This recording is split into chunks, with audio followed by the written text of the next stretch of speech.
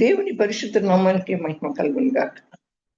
మన ప్రభును ప్రియరక్షకులను ఆయన యేసు ప్రభు యొక్క నామంలో దేవుని సన్నిధికి కూడి వచ్చిన మీ అందరికీ కూడా పేరు పేరు వస్తున్న నా వందనాలు చెల్లిస్తున్నాను. అయితే నా ప్రియమైనటువంటి వాళ్ళరా, ఆయన మనల్ని ప్రేమించాడు. అది ఎప్పుడు చెప్పుకుంటాం మనం? తన యొక్క అపారమైన ప్రేమను బట్టి, ఉచితమైన కృపను బట్టి మనల్ని సజీవ లెక్కలో ఉంచాడు. ఆయన ప్రేమ అపారమైనటువంటిది. ఆయన ప్రేమ శాశ్వతమైనటువంటిది. ఆయన ప్రేమ డంబం లేనటువంటిది. ఆయన ప్రేమ మనల్ని క్షమించేటువంటిది.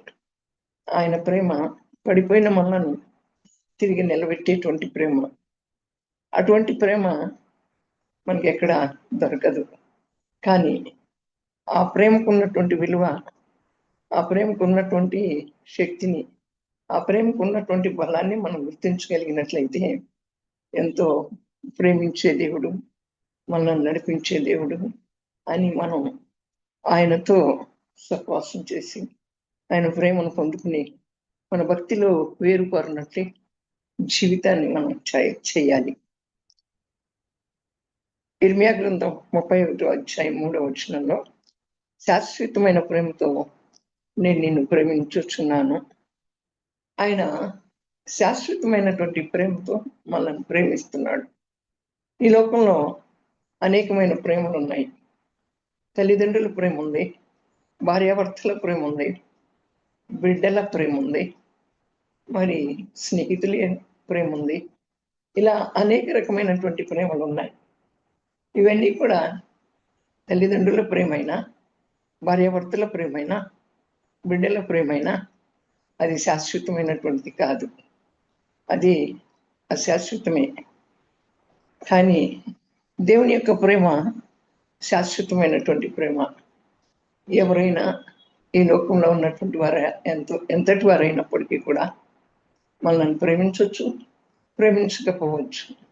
వాళ్ళ అవసరాన్ని బట్టి ప్రేమించవచ్చు, లేకపోతే వాళ్ళకున్నటువంటి మరి ఆలోచనలు బట్టి ప్రేమించవచ్చు. కానీ దేవుడైతే ఎప్పుడు కూడా మనల్ని తన అవసరాన్ని బట్టి ప్రేమించలా, తన అవసరాన్ని బట్టి ప్రేమించలా.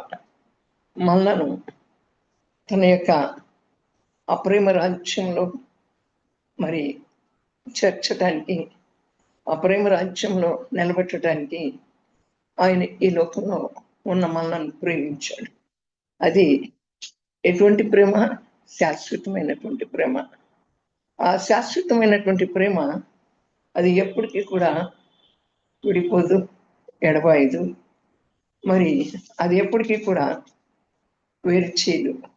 మనం ఏ స్థితిలో ఉన్నా, మనం ఏ యొక్క పరిస్థితిలో ఉన్నా, మన నడవడికి బాగా లేకపోయినా, మన యొక్క ప్రవర్తన బాగా లేకపోయినా, అంటే దేవునికి అనుగుణంగా మనం ప్రవర్తించకపోయినా, దేవునికి అనుగుణంగా మనం నడవలేకపోయినా, దేవుని వాక్యానికి తగ్గట్లుగా మనం జీవించకపోతా ఉన్నప్పటికీ, మనం దేవుని సన్నిధిలో మరి సరిగ్గా స్థిరంగా నిలబడలేనప్పటికీ ఆయన మనల్ని ప్రేమిస్తున్నాడు.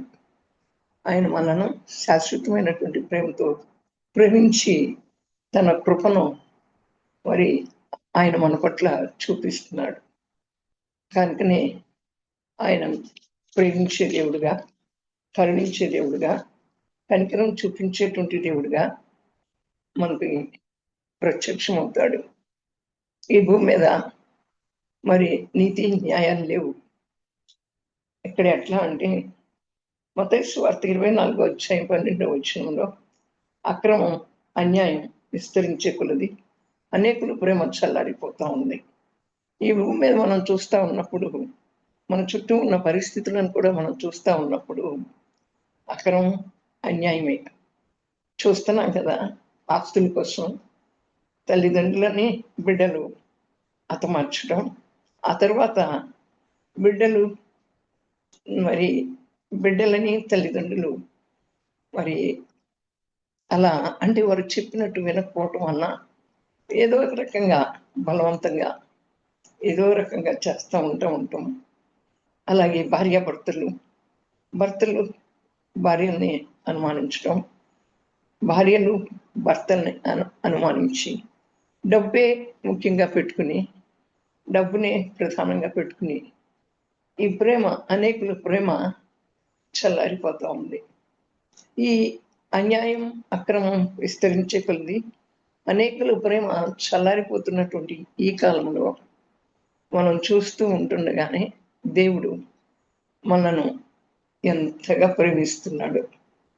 ఎంతగా అంటే ఇంకా మనం ఏ మనుషుడు, ఏ ఒక్కరు భేదం లేదు, అందరూ పాపం చేసి దేవుడు అనుగ్రహించి మహిమను పొందలేకపోతున్నారు అని అంటూ చాచిన చేతులు మీ కొరకే దినవెల్లా నా చేతులు చాపుతున్నాను అంటున్నాడు దేవుడు. చూసారా మరి, ఇప్పుడు మరీ మరీ ఎక్కువైపోయింది. ఈ లోకం తీరు మరీ పాడైపోయింది. ఈ లోకంలో ఎక్కడ ప్రేమ లేదు. అవును, అందరినీ మనం ప్రేమించాలి, కానీ దేవుడిని ఒక్కడినే నమ్మాలి. ఎవరి ప్రేమ ఎలాంటిదో, ఎవరి ప్రేమ విడిచిపెట్టినటువంటిదో అనేటువంటి ఇదిగా దేవుడు మనతో మాట్లాడుతున్నప్పుడు ఆ దేవుని ప్రేమను మాత్రమే మనం నమ్మేటువంటి వరంగా ఉండాలి ఈ దినాల్లో. కనుక ఎందుకు ఆయన మనను శాశ్వతమైన ప్రేమతో ప్రేమిస్తున్నాడు? ఆయన మనల్ని శాశ్వతమైన ప్రేమతో ప్రేమిస్తున్నాడు కనుకనే తనకు తాను బలిగా మన కొరకు అర్పించుకున్నాడు. తనకు తాను బలి అయిపోయాడు మన కొరకు. ఎందుకు? మనల్ని శాశ్వతమైన ప్రేమతో ప్రేమిస్తున్నాడు కనుక. అటువంటి ఆ యొక్క బలియాగం, మనం ఆ శిలువ మీద బలియాగం మనం ఎక్కడా కూడా చూడలేదు, ఎక్కడా కూడా మనం అనుభవించలేదు. మన కొరకు వారికి వారు బలిగా అర్పించుకునేటువంటి వారు ఎవరైనా ఉన్నారా? మనల్ని ప్రేమించే వారిలో ఎవరూ లేరు, నా ప్రియమైనటువంటి వాళ్ళ. అందుకనే ఆ బలిగా అర్పించుకున్నటువంటి యేసయ్య ఏమంటాడు అంటే, దేవుని లేఖనం ఏం చెప్తుందంటే, ఎఫెసీయులకు రాసిన పత్రిక 5వ అధ్యాయము 27వ వచనంలో, క్రీస్తు కూడా సంఘాన్ని ప్రేమించి అది కళంకమైనను ముడతైనను అట్టిది మరి ఏదైనాను లేక పరిశుద్ధమైనదిగా నిర్దోషమైనదిగా మహిమగల సంఘంగాను ఆయన తన ఎదుట నిలవబెట్టుకొనవలనని వాక్యముతో ఉదక స్నానము చేత దానిని పవిత్రపరిచి పరిశుద్ధపరచుటకై తను తాను అప్పగించుకునేను. సంఘాన్ని ప్రేమించాడు యేసుప్రభు. సంఘం అంటే ఎవరు? మనమే. మనల్ని ప్రేమించి మనలో కళంకం లేకుండా మనం నిష్కలంకంగా ఉండినట్లు, నిష్కలంకురాల నా పావురమా అంటాడు కదా, ఆ పావురము పరిశుద్ధత కలిగినటువంటిది, అది ఎటువంటి కళంకం లేనటువంటిది.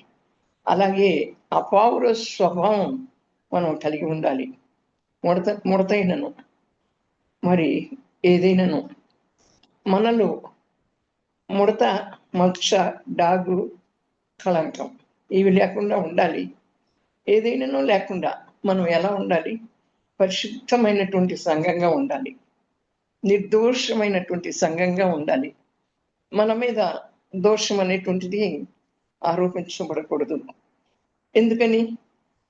ఆ యొక్క గొర్రెపిల్ల రక్తం నిర్దోషమైన రక్తం, మరి కళంకం లేనటువంటి రక్తం, అది మనను స్వస్థపరిచేటువంటి రక్తం, మనకు విడుదలిచ్చేటువంటి రక్తం. ఆ రక్తంతో, ఆ పరిశుద్ధమైన రక్తంతో మనం కడగబడ్డాం. ఆ రక్తంతో మనం కడగబడ్డాం కనుక మనలో అటువంటి కళంకము, అటువంటి ముడత, అటువంటిది ఏది కూడా లేకుండా ఆయన మహిమకు, ఆయన మహిమను ఆపాదించుకున్నటువంటి సంఘంగా, ఆయన మహిమను ధరించుకున్నటువంటి సంఘంగా ఉండాలని, పరిశుద్ధమైనటువంటిదిగా ఉండాలని ఆయన అలా చేసి మనలను తన ఎదుట నిలవబెట్టుకోవాలి. మనను తన ఎదుట, సంఘము అంటే మనమే కదా, మరి కనుక ఆయన ఎదుట మనం నిలబడాలి అని ఆయన తన వాక్యం చేత మనకు ఉదక స్నానం చేసి దాన్ని మనల్ని పవిత్రపరిచి పరిశుద్ధ కొరకై తాను అప్పగించుకున్నాడు. చూడండి ఆయన ఎందుకు అప్పగించుకున్నాడు తాను. ఆయన ప్రేమ ఎట్టిదో చూడండి.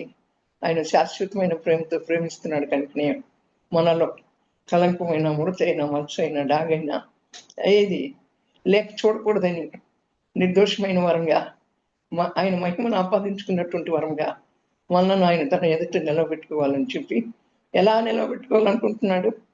పవిత్రపరిచి పరిశుద్ధపరిచి నిలబెట్టుకోవాలని అనుకుంటున్నాడు కనుకనే మనల్ని ఆయన ఆ రీతిగా నిలబెట్టాడు, ఆ రీతిగా అప్పగించుకున్నాడు, మన కొరకు అప్పగించుకున్నాడు. అది శాశ్వత కాలం ఉండే ప్రేమ. అంటే ఆ ప్రేమ నిలవరమైనటువంటి ప్రేమ. ఇక్కడ చూడండి, మరి కొరింథీయులకు రాసిన పత్రిక 13వ అధ్యాయంలో అక్కడ పౌలు అంటారు, ఎన్నైనా ఉండని నాలో నేను మాట్లాడినా ప్రేమ అంటే మనుషుల భాషలతో, దేవదూతల భాషలతో నేను మాట్లాడినను ప్రేమ లేని వాడినైతే మ్రోగిడి కంచుని గనగనలాడు తాళంనే ముందును. ప్రవచించు కృపావరం కలిగి వరములన్నీయు జ్ఞానవంతయు ఎరిగిన వాడినైనా, కొండలను పెకిలింపగలిగిన సంపూర్ణ విశ్వాసము కలవాడినైనా ప్రేమ లేని వాడినైతే నేను వ్యర్థుడను.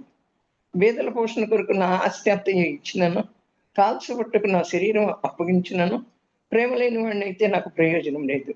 ఇక్కడ ప్రేమ దీర్ఘకాలం సహిస్తుందంట. ఆయన ప్రేమ కూడా మనల్ని దీర్ఘకాలం సహిస్తూనే ఉంది, దయ చూపిస్తుందంట. ఈ ప్రేమ మన మీద దయ చూపిస్తున్నాడు ఆయన ప్రేమ చేతనే. ఆయన ప్రేమ చూడండి, అది మత్సరపడదు మనలో. మరి ఆ ప్రేమలో మత్సరం ఉండదు, ఆ ప్రేమ డంబంగా ప్రవర్తించదు, ఆ ప్రేమ ఉప్పొంగదు, ఆ ప్రేమ అమర్యాదగా నడవదు, స్వప్రయోజనాన్ని విచారించుకోదు, ఆ ప్రేమ త్వరగా కోపడదు, ఆ ప్రేమ అపకారాన్ని మనస్సులో ఉంచుకోదు. మరి చూడండి, దుర్నీతి విషయమై సంతోషపడక సత్యమునందు సంతోషపడుతుంది. అందుకని అన్నిటికీ తాళుకుంటుంది, అన్నిటినీ నమ్ముతుంది, అన్నిటినీ నిరీక్షిస్తుంది, అన్నిటినీ ఓరుస్తుంది. కనుకనే ఆ ప్రేమ శాశ్వత కాలం ఉంటుంది. అది యేసయ్య ప్రేమ. శాశ్వత కాలం ఉండేటువంటి ప్రేమలో ఏమున్నాయో? మత్సరం ఉండదు, డంబం ఉండదు, అది ఉప్పొంగదు, అది అమర్యాదగా ఉండదు, స్వప్రయోజనం కోసం విచారించదు, కోపడదు. కనుకనే అది అపకారాన్ని కూడా మనసులో ఉంచుకోదు. ప్రియమైన వాళ్ళ అన్నిటినీ నమ్ముతుంది, అన్నిటినీ కూడా నిరీక్షిస్తుంది, ఓర్చుకుంటుంది. మన ప్రేమ ఏముంది? మన ప్రేమలో అంతా కల్మషమే. మనం ప్రేమించి మన స్వప్రయోజనాల కోసం ప్రేమిస్తాం, డంబంగా ప్రవర్తిస్తాం, తర్వాత మర్యాదగా కూడా నడుస్తాం. ఆ తర్వాత మరి చూసినట్లయితే నా ప్రియమైన వాళ్ళ కోపడుకుంటూ ఉంటాం, అపకారాన్ని మనసులో ఉంచుకుంటాం. ఇలాంటి ప్రేమ కాదు యేసయ్య ప్రేమ. అది శాశ్వత కాలం ఉండే ప్రేమ. ఆ ప్రేమ శాశ్వత కాలం ఉంటుంది కనుకనే అటువంటి లక్షణాలు కలిగినటువంటి ప్రేమ కలిగినటువంటి యేసయ్య ఏమంటున్నాడు? మరి ఇటువంటి లక్షణాలు మనలో కూడా ఉండాలి. మన ప్రేమలో ఇలాంటివి ఉండకూడదు. నిన్ను వలె నీ పొరుగు వాన్ని ప్రేమించు అని మత్తయి సువార్త 22వ అధ్యాయం 39వ వచనంలో ఉంది. నిన్ను వలె నీ పొరుగు వాన్ని ప్రేమించు. మన వలె మన ఇంటి వారిని ప్రేమించలేవు. నిన్ను వలె నీ పొరుగు వాన్ని ప్రేమించు. నిన్ను వలె నీ పొరుగు వాన్ని ప్రేమించాలి అంటే ఇవన్నీ కూడా మనం చదువుకున్నామే.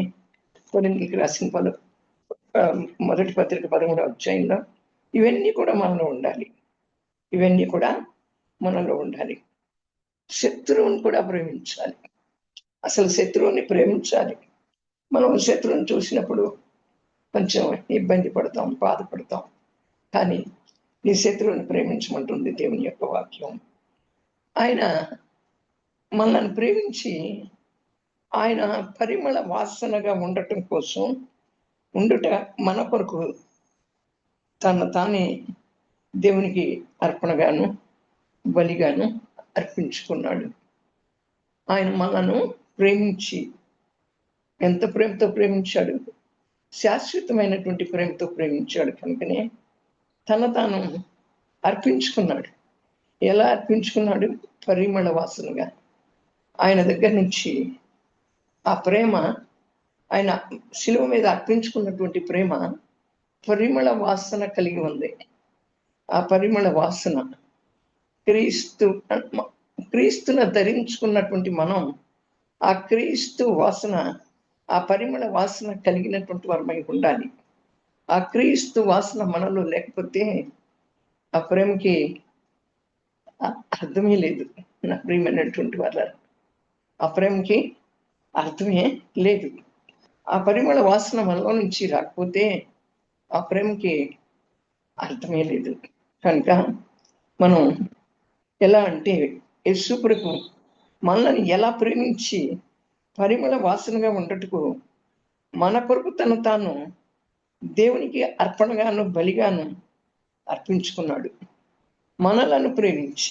అలాగే మనం మన ఎదుటి వారిని ప్రేమించాలి, మన పొరుగు వారిని ప్రేమించాలి. ఆ ప్రేమించి మరి మనలో నుంచి ఆ క్రీస్తు యొక్క పరిమళ వాసన వెదజల్లబడాలి. ఆ ప్రేమలోనే ఐక్యత ఉంటుంది, ఆ ప్రేమలోనే యథార్థత ఉంటుంది, ఆ ప్రేమలోనే అంటే నా ప్రియమైన వాళ్ళరా, ఆ ప్రేమలో ఎక్కడ కూడా కపటం కనపడదు. ఆ ప్రేమ మరి ఇందాక చెప్పుకున్నట్టు నిష్కలంకంగా ఉంటుంది, కళంకం కనపడదు. అట్టి ప్రేమను మనం కలిగి ఉండాలి. అట్టి ప్రేమను మనం కలిగి ఉండకపోతే శత్రువునైనా ప్రేమించే ప్రేమ మనలో ఉండాలి. ఆయన మనల్ని ప్రేమించి పరిమళ వాసనగా ఉండటానికి మన కొరకు తాను అర్పణంగా అర్పించుకున్నప్పుడు మనం అట్టి ప్రేమను కలిగి ఉండాలి కదా. మన కొరకు అర్పించుకున్నాడు కదా. కనుక నా ప్రియమైనటువంటి వలన మన ప్రేమలో లోపం ఉండకూడదు, మనం ప్రేమించే విధానంలో లోపం ఉండకూడదు. ఈ దినాల్లో చూస్తే ఈ మానవుల ప్రేమ ఐక్యత ఉండదు, మరి స్వార్థం, మరి అలాగే నిస్వార్థంగా ప్రేమించే ప్రేమ ఉండదు, భార్యాభర్తల మధ్య ఉండదు, తల్లిదండ్రులు పిల్లల మధ్య లేదు. అంత లోపల లోపల మన హృదయంలో ఒకటి ఉంటుంది, బయటకు ఇంకొక రకంగా ఉంటుంది.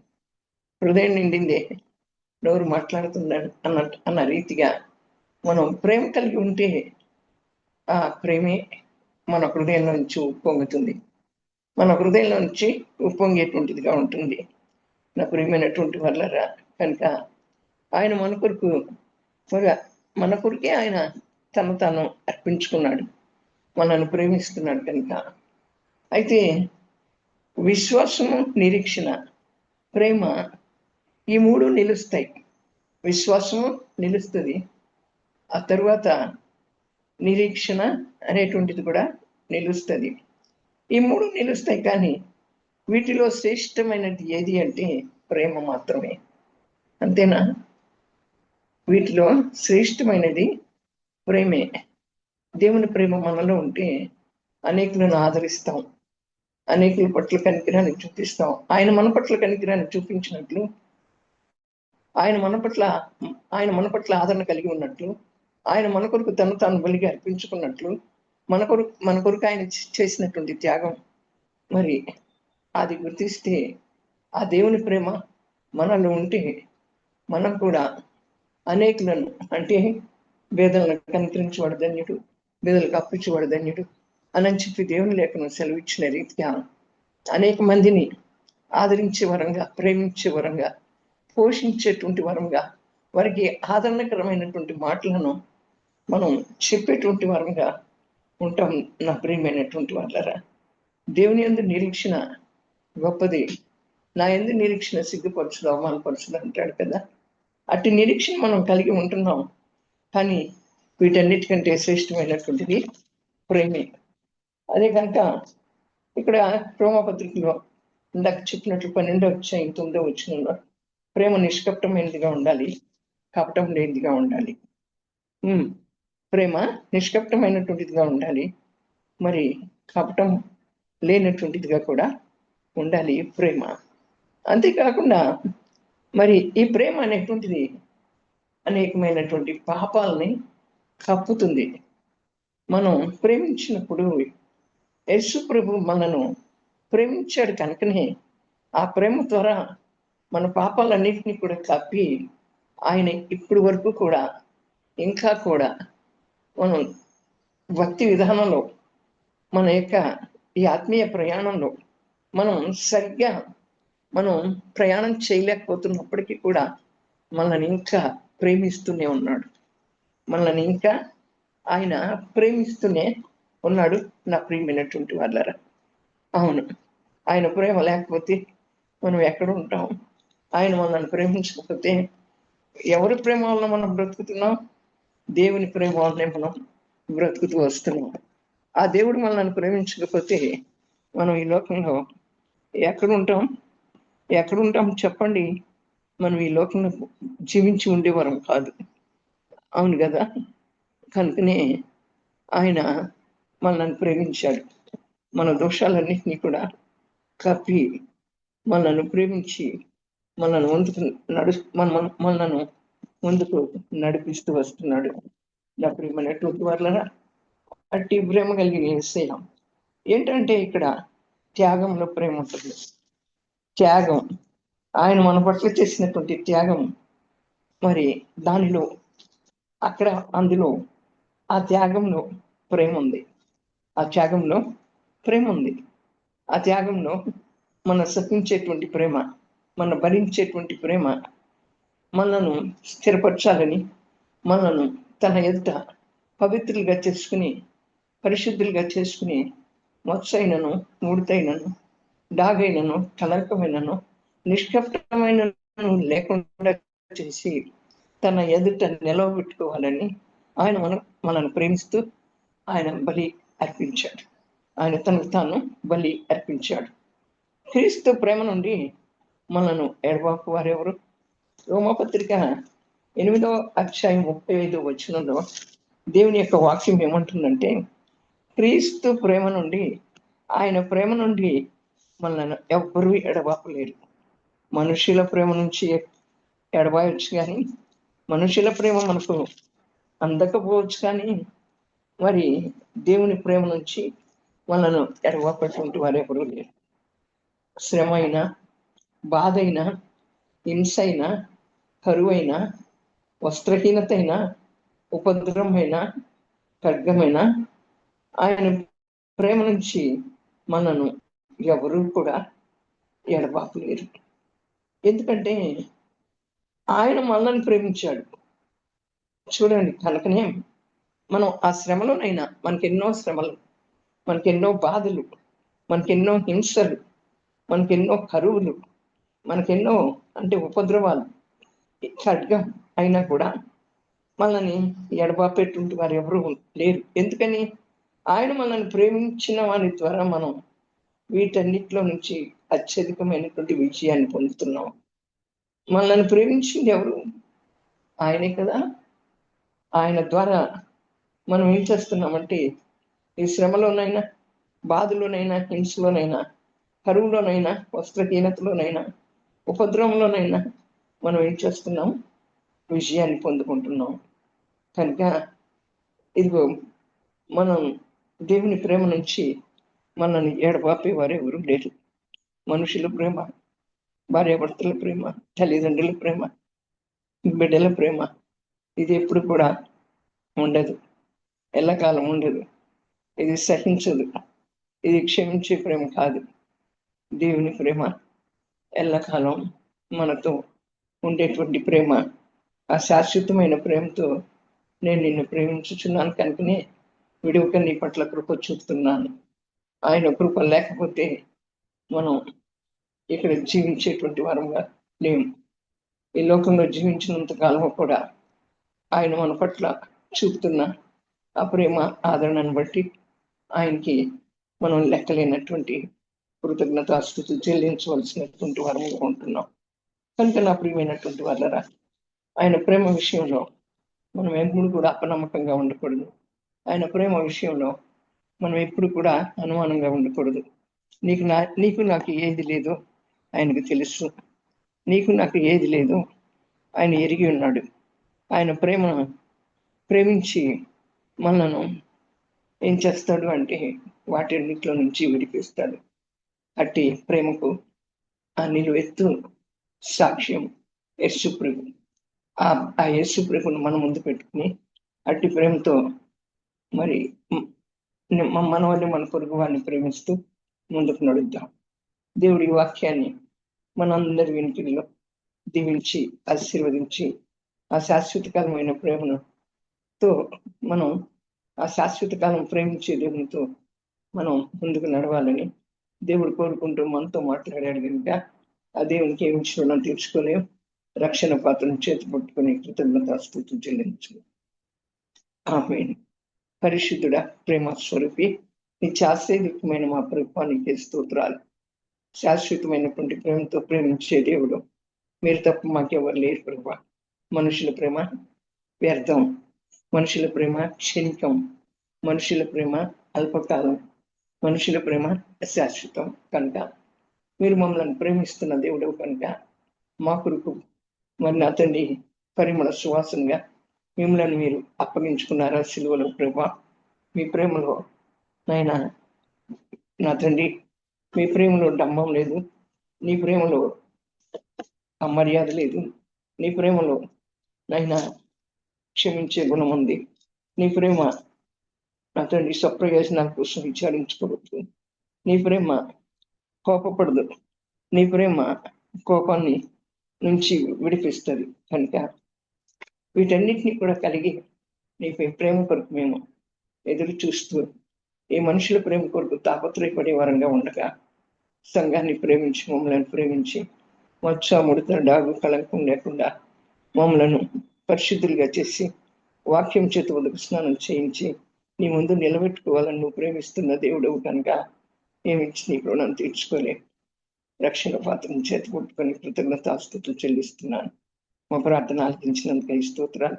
వచ్చిన వారిని అందరినీ దీవించి ఆశీర్వదించినందుకై వందనాలు చెల్లిస్తూ వారి అవసరతలన్నింటినీ కూడా నీ నామమైశ్వర్యంలో తీర్చుకొని త్వరగా రానైన యేసు ప్రభు యొక్క శక్తి కలిగిన నామంలో ప్రార్థించుకుంది అన్నాం తండ్రి. ఆమేన్.